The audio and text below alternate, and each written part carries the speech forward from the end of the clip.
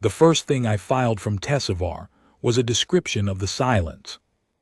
I had been on 14 war zones before that morning, 6 human-civil conflicts, 4 border skirmishes with the Morthani Compact, 2 alien contact standoffs that never escalated, and 2 that did. I had filed copy from burning carrier decks and flooded refugee corridors. I had watched men die in ways that made language feel inadequate. But I had never, before Tessivar, landed somewhere that made no sound at all. Not the sound of ruin. Ruin has a voice. Falling concrete, settling metal, the hiss of something structural giving up its last heat. This was not that. This was a world that had been silenced so completely, so finally, that even the physics of noise seemed to have accepted the verdict and moved on. My name is Davin Rees. I was a contracted war correspondent embedded with the 7th Advanced Assessment Corps when we touched down on the Tessivar surface, 11 days after the Ardaveth theocracy finished their work on it. I was 43 years old. I had filed from war zones for 19 years. I want to be precise about that experience because I want you to understand what it means when I say that Tessivar was unlike anything I had ever witnessed. Not as sentiment, not as rhetoric, but as a factual statement about the limits of human preparation. Nothing trains you for Tessivar. Nothing is supposed to.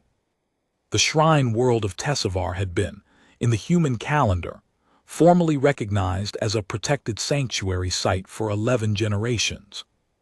The Tessivar Compact, signed between Earth's Interstellar Diplomatic Assembly and 14 other spacefaring civilizations, classified the world as a site of irreplaceable cultural and spiritual heritage. Humans had been making pilgrimage there for 207 years. The surface held, at last count, 41 registered sanctuary complexes, each housing tens of thousands of pilgrims at any given rotation. The largest, the Grand Convocation of the Vila Reach, which my own grandmother had visited as a young woman, seated 900,000 people in a single gathering. The world had no military installation. It had no defensive grid. It had no fleet. It had no weapons of any classification. The Tessivar Compact, which the Ardaveth theocracy had signed and sealed in their own theological script not 40 years prior, forbade them on its surface as a condition of any civilization's access. There were, on the morning of the Ardaveth orbital strike, approximately 40 million human beings on Tessivar. I will not tell you they are at peace now. The word does not apply. Peace is something living things can be said to possess. What Tessivar had when our assessment boots touched its gray surface was completion. The Ardaveth had been thorough in a way that I think even they, in whatever theological calculus they applied to it, had not fully envisioned. They had not simply fired on population centers. They had not, as you might expect from a religious empire executing what they would later call a doctrinal purification, targeted the sanctuary complexes and let the countryside endure. They had treated the planet as a single unit, a contaminated article of faith, and they had applied their cleansing weapons to its entire surface with a precision that I can only describe, with no irony and with deep revulsion, as methodical. The air temperature on the surface, 11 days after the strike, was still 17 degrees above pre-strike seasonal norms. The soil registered trace particulate concentrations consistent with full-surface thermal processing at depth. The assessment corps geologist on my team, a quiet woman named Sola Farron who had cataloged 6 other post-strike sites in her career, knelt on the gray ground for a long moment, ran a sample, and said nothing for so long that I thought she had simply decided not to speak. Then she said, "They went 12 meters down." 12 meters. The Ardaveth had not been content to render the surface uninhabitable. They had sterilized the soil to a depth that would preclude regrowth of native root systems for, Farron estimated, between 400 and 700 years. They had, in the most precise sense of the phrase, consecrated Tessivar to ash, and not the ash that precedes renewal, but the ash of a thing that is meant to stay ash. I walked the site of the grand convocation of the Vila Reach for 2 hours before I was able to file anything. Not because I could not form sentences, but because I kept stopping. I would stop and stand still and look at the ground and try to find the grammar for what I was looking at. There was no wreckage. The structures had not been toppled or blasted into debris fields. They had been consumed. What remained was a geometry, a slight smooth depression in the gray surface where something had stood, a faint color variation where the stone foundation had been and the stone beneath had not.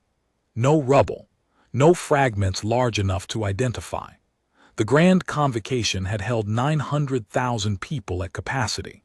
There was, in the 11-day-old site, no trace of it larger than a hand. I have been asked many times what I thought in that moment. The honest answer is that I was not thinking. I was counting. I was standing on the site of the grand convocation of the Vila Reach, and I was counting the steps between the northern edge of the foundation trace and the southern edge, as precisely as I could manage, because the counting gave the silence something to work against. 43 steps. 43 steps to cross the ghost of a building that had once sheltered the spiritual lives of one of the largest single gatherings our species was capable of producing. 43 steps on hard gray ground that gave nothing under my boots. I need to tell you about the sky too, because the sky above Tessavar on those first days was part of the documentation in a way that I kept failing to adequately communicate in my filed dispatches. The sky was clear.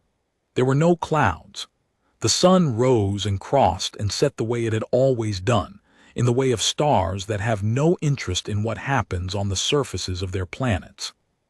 The sky was blue, or the shade of blue-gray that Tessavar's atmospheric composition produced at zenith, and it was completely indifferent. A war journalist learns, eventually, that the natural world continues its operations during and after the worst things that human beings do to each other, and that this continuity is not comfort and not cruelty, but simply the physics of large systems that do not organize themselves around the moral emergencies of smaller ones. I knew that. I had known it for years. But there is knowing, and there is standing on 43 steps of gray ground under an indifferent sky, and feeling the weight of those two knowledges press against each other until something gives. What gave for me was the professional distance. Not entirely. I kept filing, I kept documenting, I kept performing the function I was there to perform. But the membrane between observer and observed, which a war correspondent builds and maintains through long practice and considerable deliberate effort, became very thin on Tessavar. The silence got through it. The gray ground got through it. The 43 steps got through it with room to spare. On the second day, our medical officer, a man named Prosek, a Reserve Corps physician 3 years from retirement who had, I suspect, not fully anticipated what assessment deployment meant in this context, asked me how I was managing. I told him I was filing. He nodded and said that was probably the right answer. Then he went back to his own work, which was the careful, systematic cataloging of what was not there, the medical documentation of an absence that had once been people. Prosek's function on the assessment team was, technically, to evaluate the health and readiness of the team members themselves. That was what assessment deployments required, a medical officer to monitor personnel who might be exposed to hazardous post-strike environments. But a medical officer on Tessavar had nothing medical to do. There were no injured. There was no one requiring care. The only biological content of the planet, as far as the instruments could determine, was the 11 of us who had come from elsewhere. So Prosek adapted his function in the way that capable people adapt when their specific expertise is not applicable to the situation in front of them. He made himself useful in the adjacent task. He began assisting with documentation. He carried instruments. He ran samples. He annotated. He became, over the course of those first 11 days, an extraordinarily precise cataloger of the kind of detail that a geologist or a journalist tends to overlook. The specific chemistry of the ash particles at different depths, the exact thermal profile of the surface at different distances from the former sanctuary complex sites, the spectral signature of the gray particulate that the wind moved very slowly across the ground in the afternoons. I walked with him for part of that second day. Prosick was thorough in his work in the way of physicians who have learned that thoroughness is the only respect they can still pay.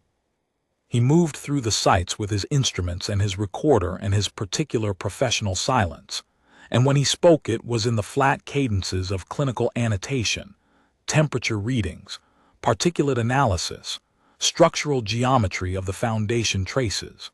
And when he did not speak, he walked with the kind of careful deliberation that people use when they are very aware of what they are walking over. At one point, at the site of the second largest sanctuary complex on the northern plateau, he stopped and stood still for perhaps a minute, not annotating, not running instruments, just standing.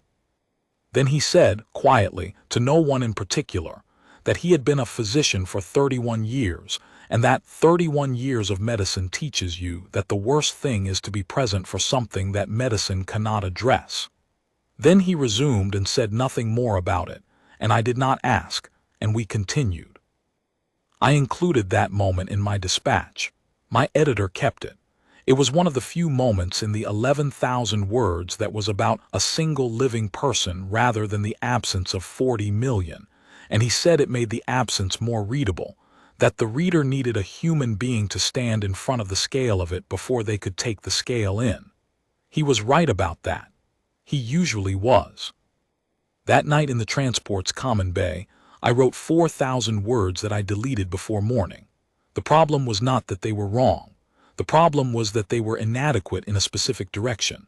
They kept reaching for the thing and then stopping before they arrived at it, the way you stop at the edge of something that goes down further than your light can reach. In the morning I started over and wrote the dispatch that eventually ran, the one my editor cut by half. The half he kept was the better half. The half he removed was the half that went to the edge. My dispatch filed from Tessavar ran to 11,000 words. My editor back at the Central Press Bureau on Earth cut it by half before publication, and I do not blame him. There is a point at which grief on the page overwhelms the reader's ability to continue, and he knew where that point was better than I did in the moment of writing it. But I want you to understand what I saw in full, because the response that followed was proportional to the full weight of it, and if you know only the half that was published, you might misread the response as excess. It was not excess, it was arithmetic. It was the largest and most final arithmetic that our species had, at that point in its history, ever performed, and the calculation had been running, with terrible patience, from the moment the Ardaveth's orbital weapons finished their work on Tessavar's 12-meter-deep silence. Here is what the published half did not include. The Assessment Corps found, in the eastern quadrant of the former Tessavar Administrative District, the remains of one of the compact's designated shelter facilities. Every sanctuary world under the Tessavar Compact maintained these hardened, deep-buried structures originally designed to protect populations from seismic events or catastrophic weather. They were not military fortifications, but they were built to survive what the surface could not. The eastern shelter was 40 meters underground and constructed of materials rated to withstand gravitational compression events. The Ardaveth had identified it.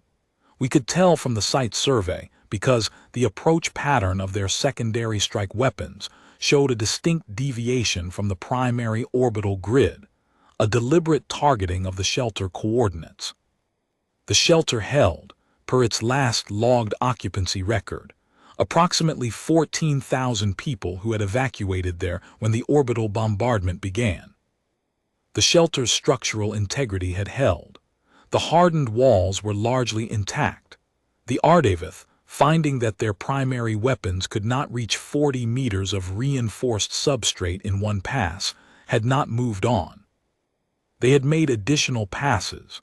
Our weapons analysts counted a minimum of 7 distinct secondary strike events on that single coordinate, until they were satisfied. Sola Farron found that site on our third day. I was with her. I will not describe the interior because I filed that section, and it did not make publication, and my editor was correct that it should not, and also because there are limits still to what I am willing to put into words for the purpose of illustrating something that the subsequent events illustrated more completely and more permanently than any language I possess. I will say only this: the Ardaveth had been thorough. They had found the 14,000 people in the shelter, and they had not stopped until they were certain.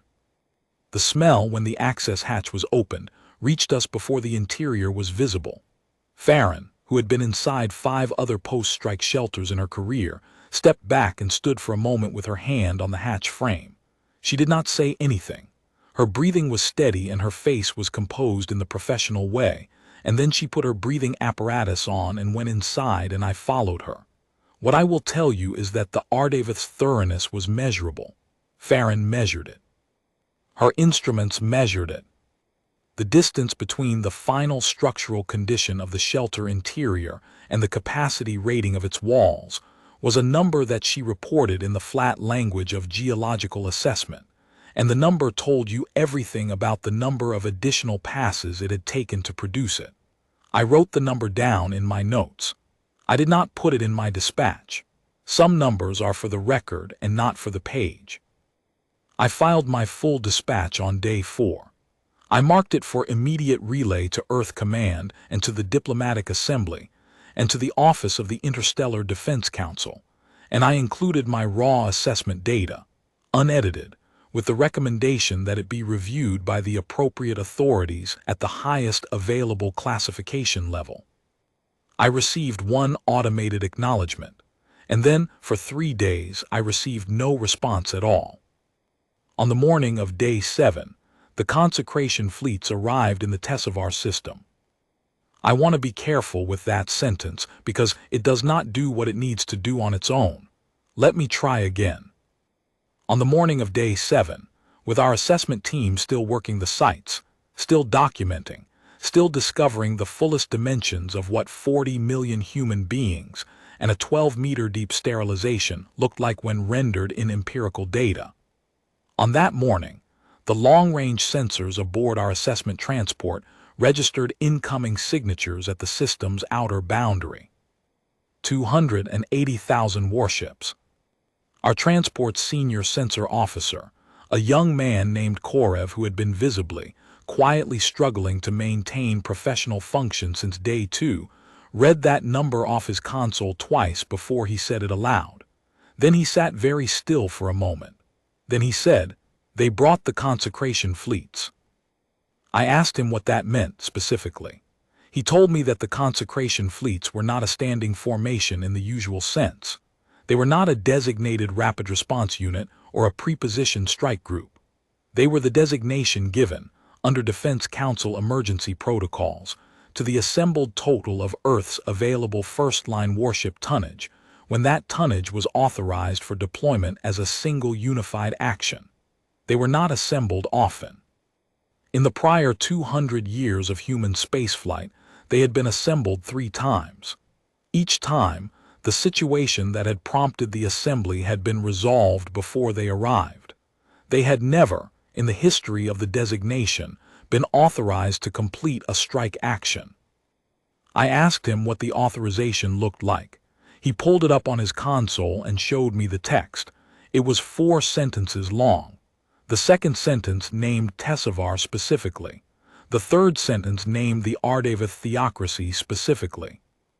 The fourth sentence said, without qualification or condition, that Earth Command authorized the Consecration Fleets to proceed to their operational objectives by any means and on any timeline deemed appropriate by the Fleet Admiralty, and that no further authorization would be required or requested. That fourth sentence was, I later learned, the first time in the history of the Interstellar Defense Council that a standing fleet authorization had been issued without a sunset clause or a condition of review. The authorization could not be recalled. It could not be suspended. It had no expiration. The Defense Council had voted 97-0 to issue it, the 3 abstentions being medical absences. They had done this in a closed session that lasted 41 minutes, which is the shortest session in the Council's recorded history for any authorization above the level of a patrol engagement. 41 minutes for 280,000 warships and a no-recall authorization targeting a theocratic empire of 12 inhabited worlds.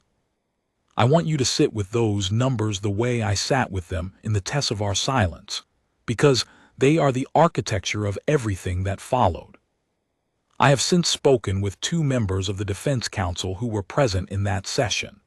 Neither of them, in the reporting I did for the retrospective account published 5 years after these events, was willing to speak on record about the session's internal deliberations. But one of them, a woman in her late 70s who had served on the council for 19 years at that point, said something off the record that I have carried with me since. She said, "The vote was fast because there was nothing to argue about. We had the reports. Every one of us had read the reports.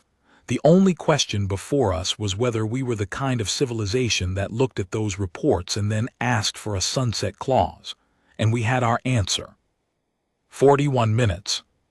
The Consecration Fleets decelerated through the outer system over the course of approximately 18 hours.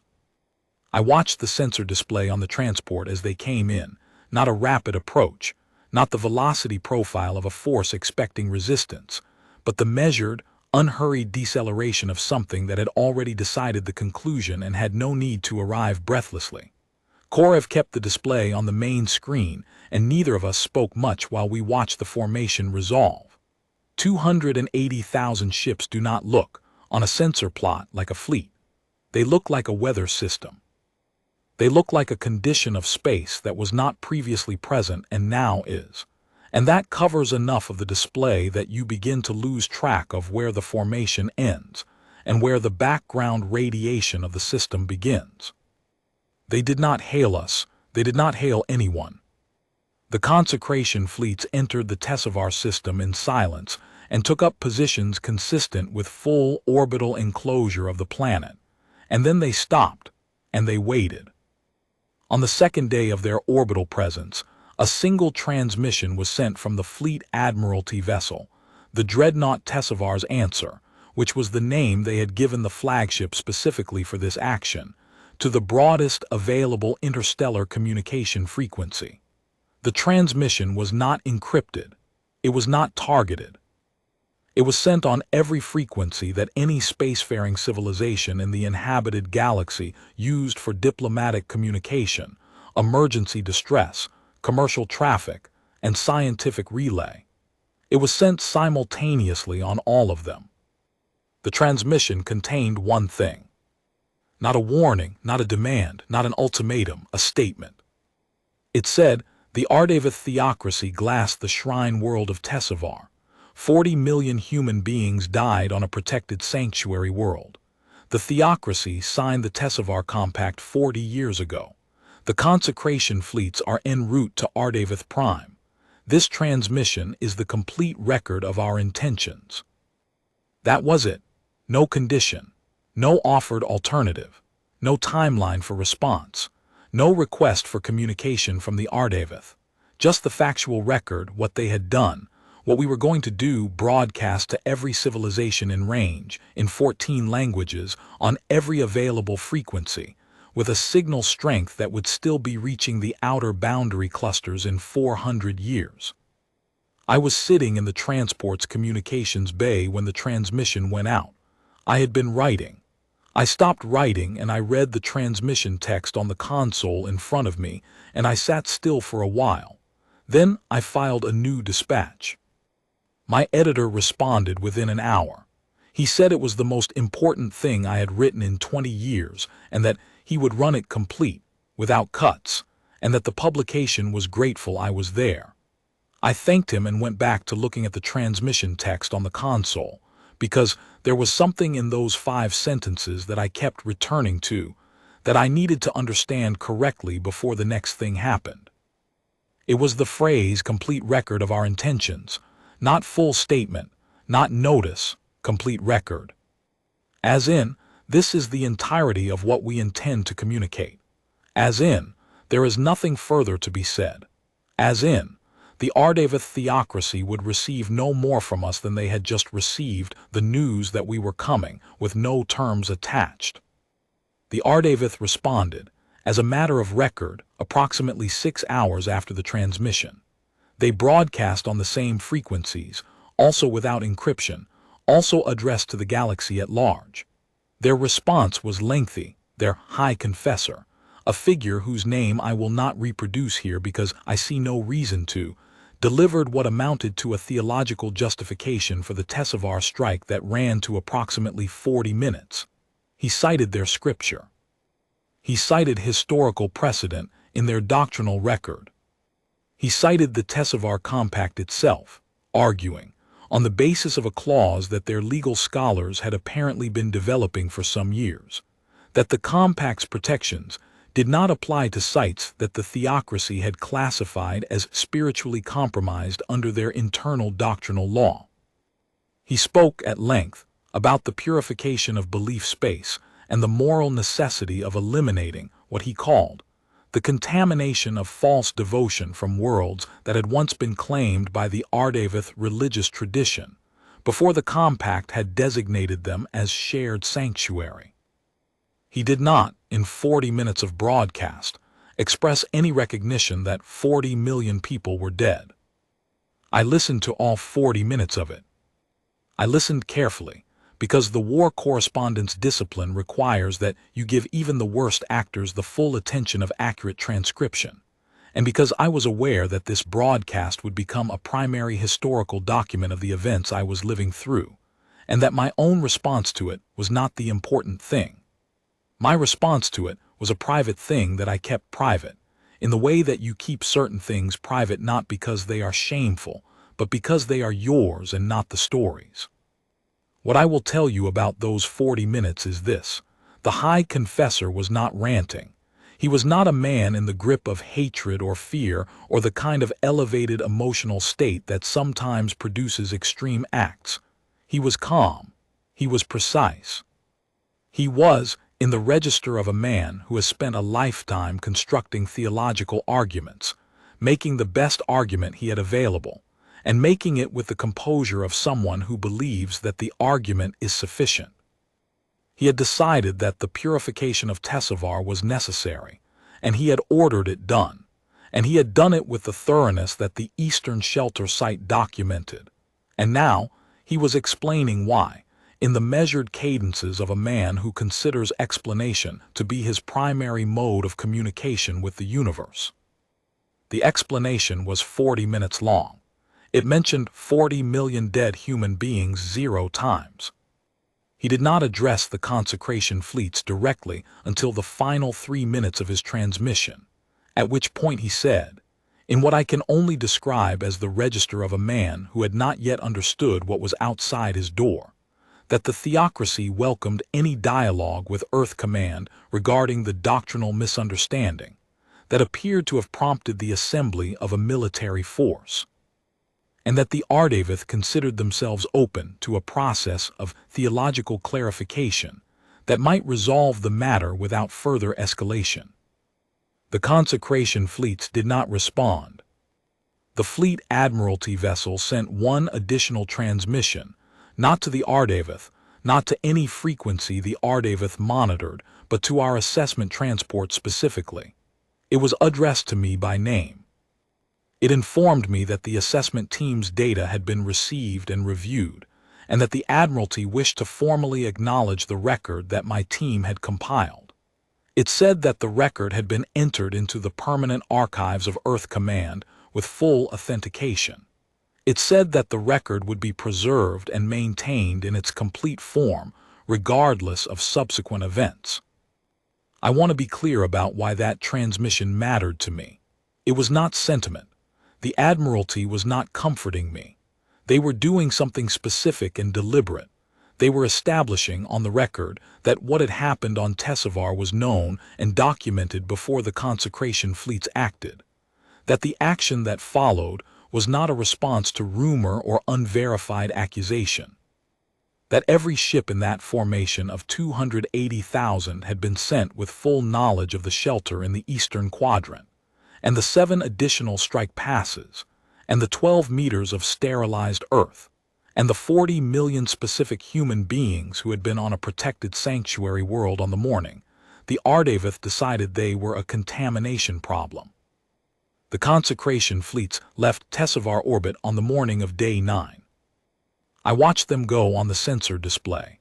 280,000 ships in formation, moving together with a coordination that was itself a form of communication, not to us, not to the Ardaveth, but to the physics of the thing. Nothing that size moves like that without months of dedicated formation training. The Admiralty had known, long before Tessavar, that there might be a day when this kind of coordination was required. They had trained for it. They had kept the training current and the ships ready and the protocols updated through administrations and budget cycles, and the ordinary institutional inertia that tends to erode preparedness over time. Someone across many years of unheralded institutional patience had kept the Consecration Fleet protocols alive and current and ready for the day they might be needed. I thought about that as I watched the formation clear the outer sensor boundary and bend toward the Ardaveth system. I thought about all the people who had, in the quiet years of no emergency, maintained something that no one expected to use against the possibility of a day exactly like this one. I did not know their names. I filed a note to my editor suggesting that someone should find them eventually and write about them. He agreed. As far as I know, no one ever did. That is, in its own way, part of the record. The transit time from Tessavar to Ardaveth Prime was 22 days. I spent those 22 days on Tessavar, continuing to document. The assessment team had expanded. 3 additional core units had arrived on Day 10, along with a forensics contingent from the Diplomatic Assembly and a separate scientific team from the Earth Cultural Preservation Institute, who were there to establish what, if anything, could be done about the 12 meters of sterilized Earth and the 400 to 700 year timeline that Farron had estimated. The answer, in brief, was, not much, not quickly. But they came anyway, and they began anyway, because that is what people who intend to remain do. The Cultural Preservation Institute team was led by a man named Haver, a historian of extraordinary meticulous temperament, who had spent 30 years cataloging per-contact human sanctuary sites across 7 systems. He arrived on Day 10 with a team of 14, each carrying equipment that seemed, in the context of the gray ground and the 12-meter depth and the 40 million absent people, both profoundly inadequate and profoundly necessary. He shook my hand when we met and said that he had read my dispatches and that he was glad someone had been there from the beginning. Then he began his work. Haver's team operated at a different scale from the assessment corps. Where Farron and her geologists were measuring the depth and nature of the destruction, Haver was cataloging what had been lost, not the people, who were beyond cataloging in any meaningful archival sense, but the objects and structures and institutional knowledge that had accumulated on Tessavar over 2 centuries of human pilgrimage. His team had the last available records of the sanctuary complexes, surveys, photographs, inventories, floor plans, the accumulated documentation that archives produce. They were comparing those records to the gray ground with the careful, specific sorrow of people who are very good at knowing what is gone and very determined that knowing it should be someone's permanent job. I walked with Haver's team on Day 14. He had a photographic record of the grand convocation of the Vila Reach, images taken during a survey 8 years prior, the last comprehensive photographic documentation of the structure before the Ardaveth strike. He stood at the edge of the foundation trace with the images on a display tablet, matching the image geometry to the ground geometry, and he showed me how the shadow lines in the photographs corresponded to the slight variations in the gray surface that was all that remained. You could see, if you looked at the images and then at the ground, the exact location of the main entrance. You could see where the central nave had been, 43 steps, measured from the imagery. The photographs confirmed my count to within 2 steps of the structural center line. I do not know why that confirmation mattered to me. It did. I walked the Tesavar sites every day of those 22 days. I walked them systematically, in grids, with a recorder running. I do not know exactly why I did this. I told myself it was journalism, the comprehensive documentation of a crime scene before the subsequent events reshaped the public's attention. That was partly true, but I think the larger truth is that I was trying to do for Tesavar what Tesavar could no longer do for itself. The world had held 40 million living human beings whose lives had included, in the ordinary human way, an accumulation of specific experiences and memories and relationships and choices. And all of that had been removed with such completeness that the only person able to be present for those missing lives was a war correspondent walking gray ground with a recorder and 43 steps worth of distance where a building had been. I walked it as witness. That is the most precise word I have. On day 22, the fleet arrived at Ardaveth Prime. The Ardaveth system contained 12 inhabited worlds. Ardaveth Prime was the capital, the seat of the High Confessorate, the administrative center of the theocracy, the world where their oldest scripture had been written and their largest temples had been built over the course of 4,000 years. It had a population, at the most recent available census, of approximately 3 billion. The Consecration Fleets entered the Ardaveth system in the same formation they had maintained for 22 days. They decelerated to engagement range. They established orbital enclosure of Ardaveth Prime. And then they waited again. The Ardaveth High Confessor broadcast within the hour. This transmission was very different from the 40-minute theological discourse he had delivered 18 days earlier. It was 8 minutes long. His register had changed. He spoke about the Tesavar Compact and Earth's stated position and the openness of the theocracy to a process of resolution that might address Earth's concerns while preserving the doctrinal integrity of the Ardaveth position. He spoke about the importance of measured response. He used the word dialogue 11 times in 8 minutes. He said nothing about the 40 million dead on Tesavar, but he used the word proportionality 4 times. The Consecration Fleets did not respond. They sent no transmission. They made no demand. They maintained orbital enclosure of Ardaveth Prime for 18 hours without communication of any kind, during which time the Ardaveth High Confessor broadcast twice more, each broadcast shorter and less theologically composed than the last, and during which time the signals from Ardaveth Prime showed a pronounced increase in internal military communications, consistent with a civilization that is attempting to assess whether its defensive systems are adequate to the situation in front of it and arriving, with increasing speed and clarity, at the answer. The answer was no. The Ardaveth theocracy had a standing fleet of approximately 14,000 warships, functional, capable, reasonably modern. They had not, in 4,000 years of spaceflight and periodic interstellar conflict, faced anything in the neighborhood of 280,000. In those 18 hours of Ardaveth broadcasts and Consecration Fleet silence, I was on Tesavar, still documenting. I was in the eastern quadrant when the relay feed told me the operation had begun.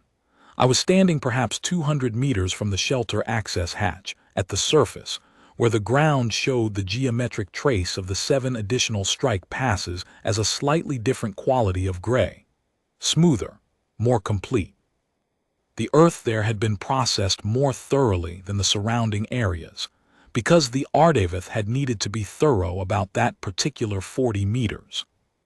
I noted the time in my recorder and then I kept working, because the documentation did not stop, because something else was beginning in another system, and because I had decided, consciously and deliberately, that my function was Tesavar, and that Tesavar required every day of work I was capable of giving it.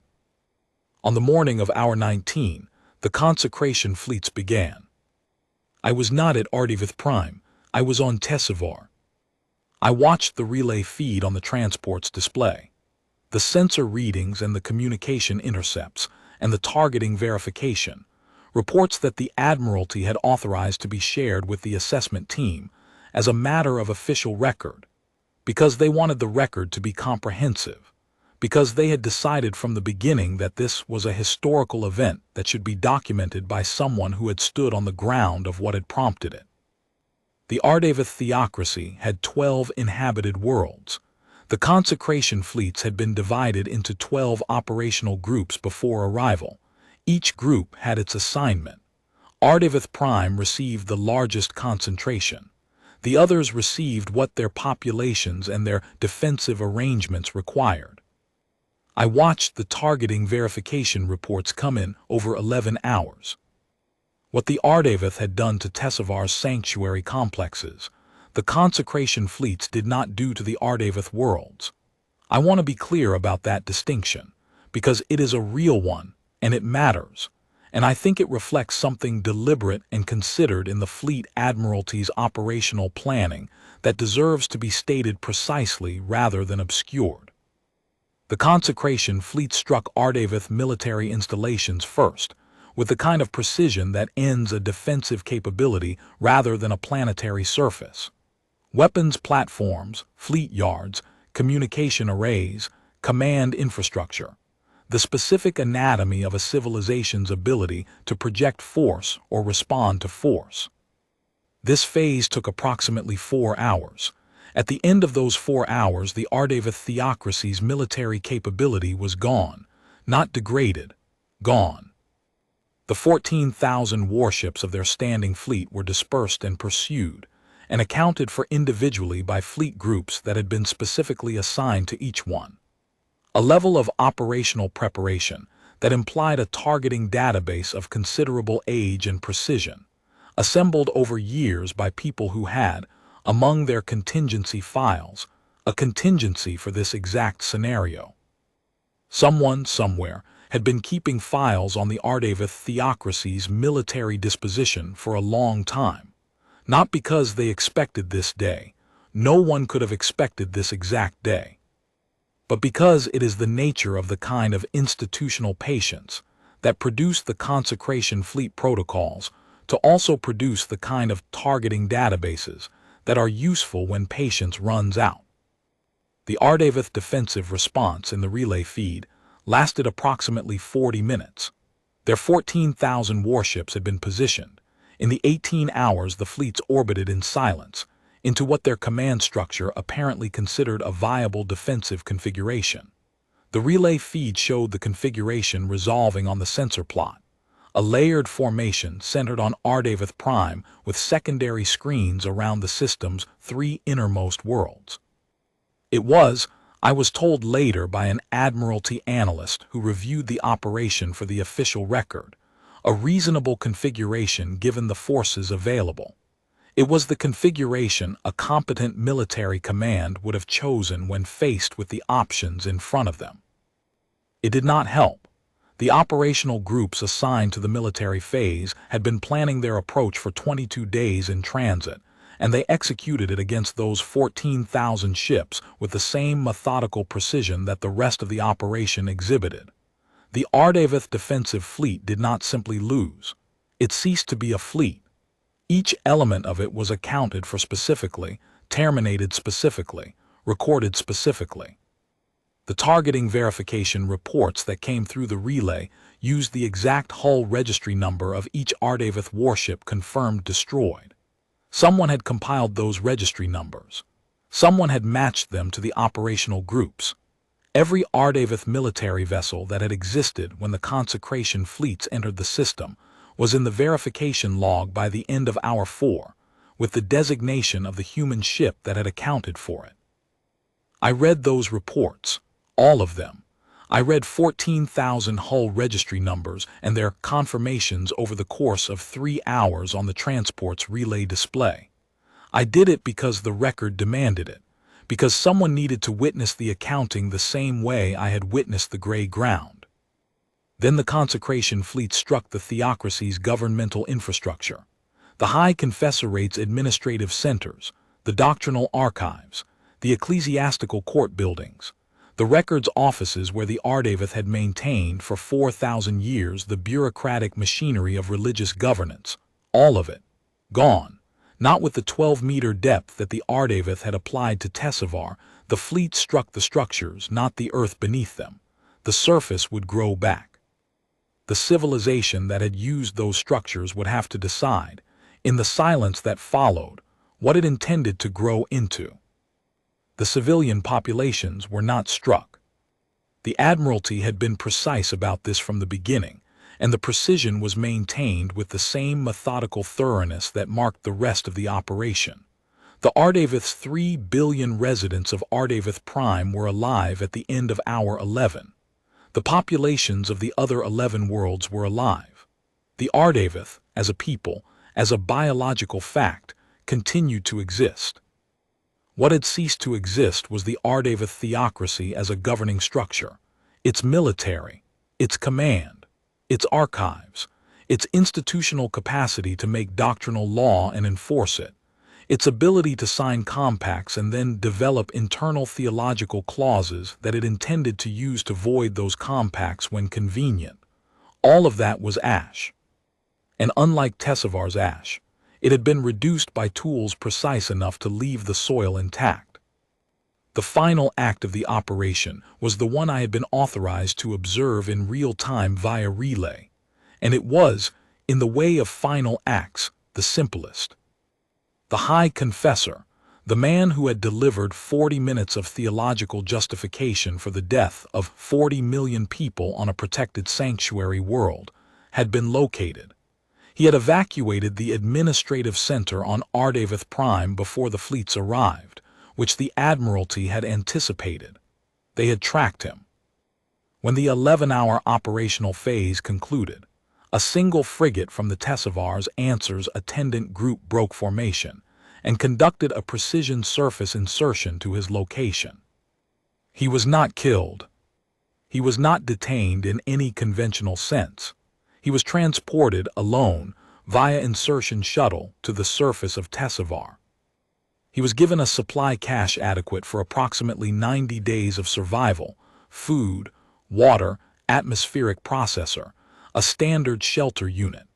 He was given a communication device capable of broadcasting on the frequencies that the Consecration Fleets had already used to inform the galaxy of their intentions.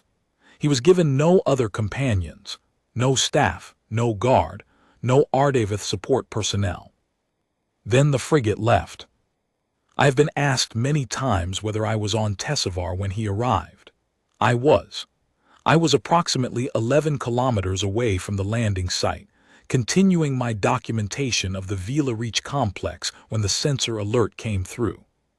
I did not go to see him land. I did not seek an interview. I considered it because I am a journalist and the instinct does not turn off, and because the story of his presence on that particular surface in those particular circumstances was, from a pure journalistic standpoint, one that deserved to be filed. But I chose not to.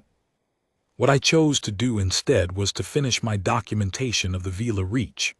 I walked my 43 steps again, with my recorder running, and I described what I saw in as much detail as I could manage, and I filed it. And then I sat down on the gray ground of Tessavar, on the surface of a world that held 40 million dead and no sound at all, and I looked at the sky for a while. The Consecration Fleets were still visible from the surface. Not in full, you cannot see 280,000 ships with the naked eye as distinct objects at orbital distance, but as a quality of the daylight. A slight alteration in the way the sun's light distributed itself through the atmosphere, as if something large enough to affect the physics of the sky was present above it. I had noticed this quality of light since the fleets arrived, and I had not filed it because I was not certain how to describe it without sounding like I was writing something other than journalism. Sitting on the gray ground of the Vila Reach with my recorder running, I tried one more time. The sky above Tessavar, 11 days after 40 million people were killed on its surface, looked like a sky that was being witnessed, like a sky that had an audience, like a sky above which something vast and cold and utterly committed to having been present had arrived and would remain until it was satisfied that its presence had been fully registered by everything capable of registering it. I do not know if that is journalism or something else. I filed it anyway. My editor ran it without cuts. The High Confessor's communication device was active for 63 days. He broadcast frequently in the early weeks theological discourses, appeals for diplomatic intervention from other civilizations, requests addressed to Earth Command, requests addressed to any party that might be listening. The galactic community listened. No one responded. The Morthani Compact, the Hellivari Assembly, the syndicated worlds of the Outer Reach, the Seven Civilization Coalition known as the Pillar Group, all of them received his broadcasts, and all of them maintained, in the face of those broadcasts and in the face of what he represented, a silence that I think was the most consequential diplomatic statement any of those civilizations had made in the prior century. Not agreement, not endorsement, just silence. Just, we are not getting between this and its conclusion.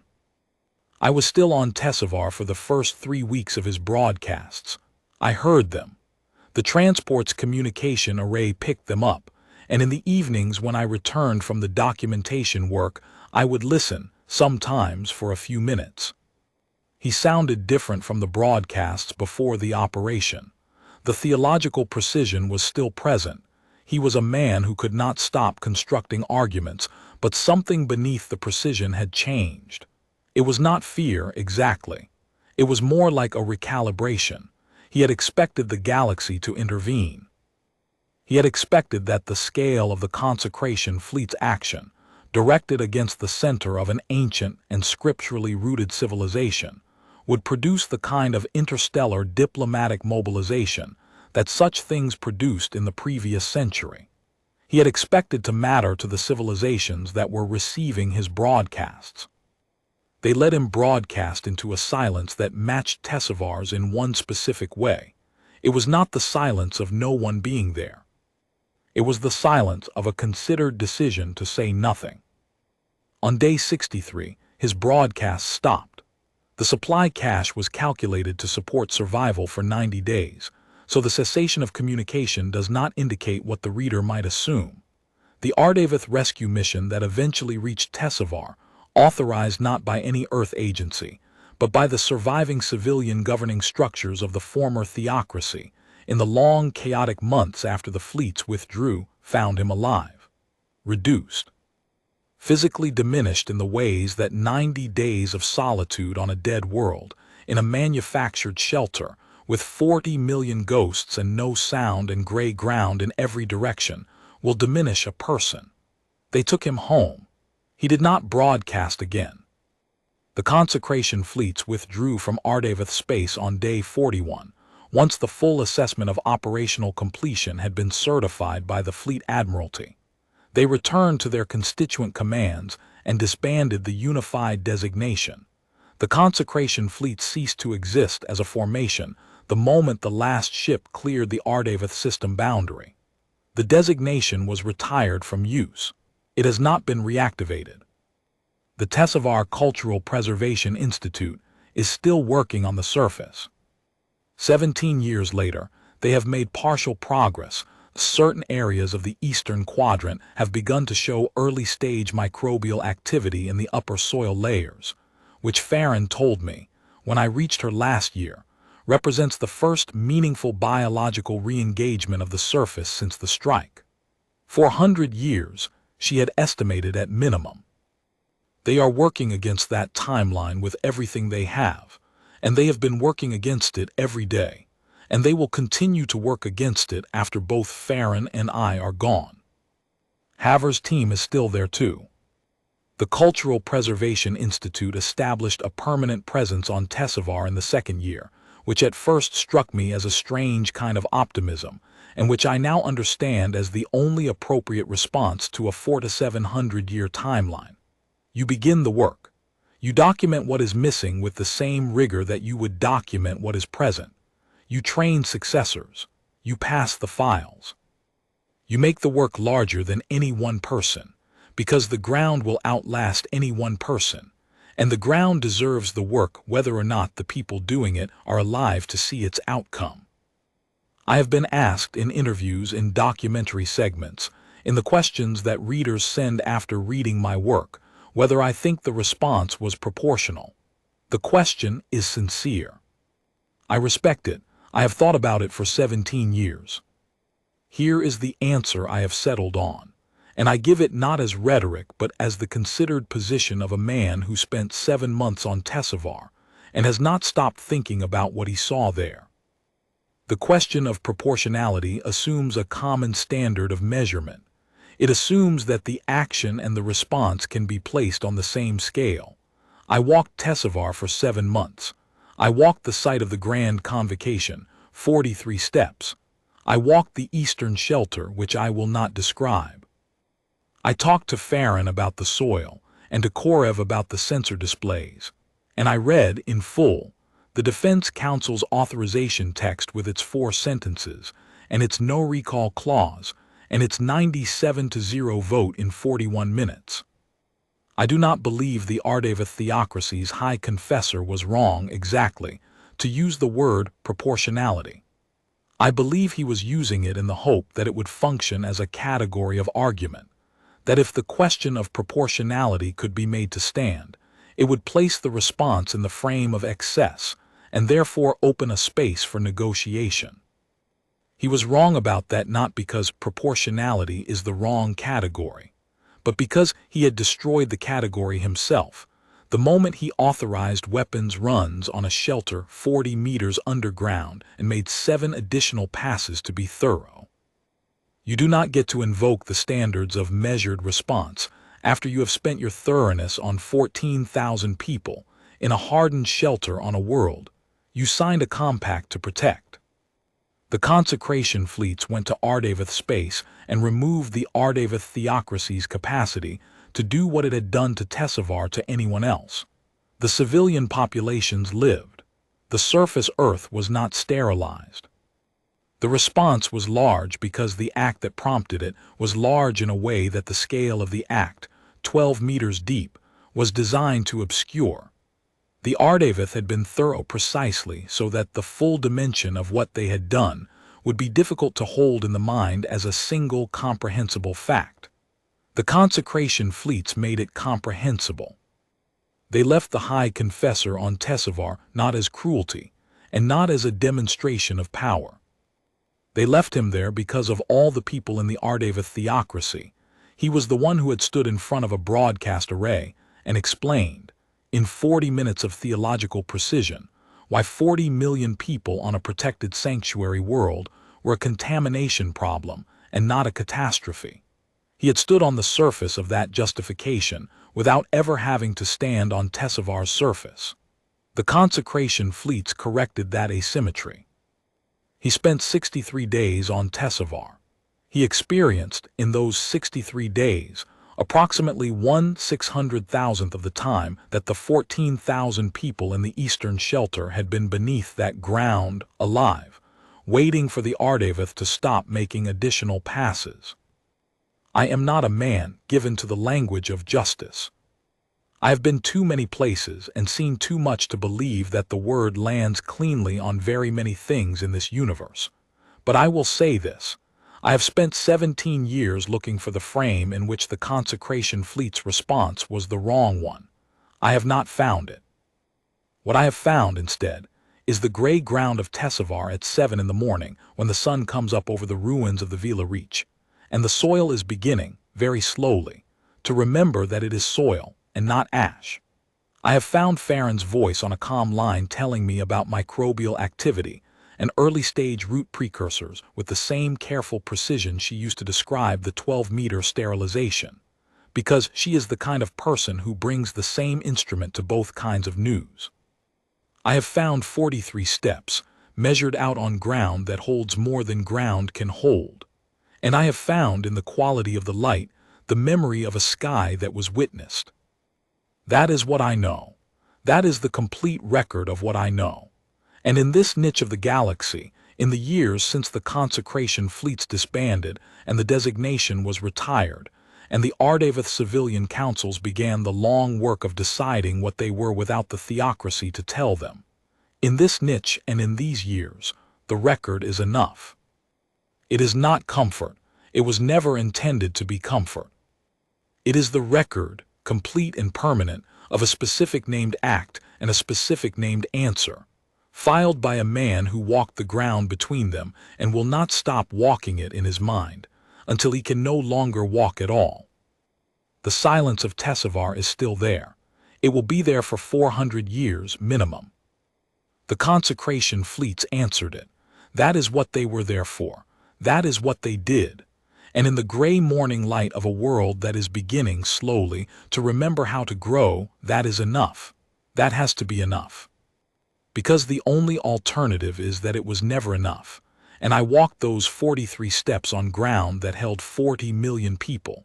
And I know, with a certainty I cannot argue myself out of, that enough is not the right word for any of it, and that the Consecration Fleets knew it too, and went anyway and did the work and came home. That is the record, that is all of it.